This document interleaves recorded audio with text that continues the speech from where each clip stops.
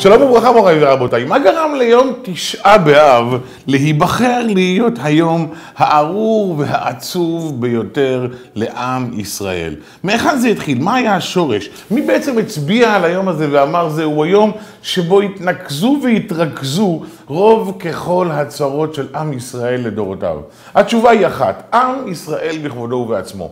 היה זה כאשר המרגלים חזרו למדבר, לאחר שראו שארץ ישראל לא כל כך מתאימה להם בגלל סיבות אישיות.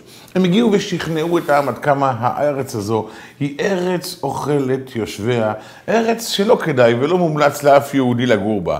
באותו רגע ישבו כל עם ישראל ובכו, הם ובני משפחותיהם איש לפתח אהלו. באותו רגע אמר הקדוש ברוך הוא, אתם בכיתם בכייה של חינם.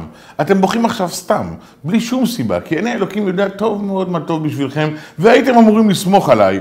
אני מתחייב לכם שהיום הזה הוא יהיה יום של בכייה לדורות. לדורי דורות, בית המקדש הראשון והשני, ואפילו הימים הארורים ביותר בשואה, יהיו דווקא ביום תשעה באב. כי ברגע שאתה בוכה סתם, אתה בעצם מראה לקדוש ברוך הוא, אני לא סומך עליך. לא נראה לי שאתה יודע טוב באמת מה טוב בשבילי. ואז אומר לך אלוקים, אתה מחפש לבכות? אני אתן לך את הסיבות הטובות ביותר לבכות.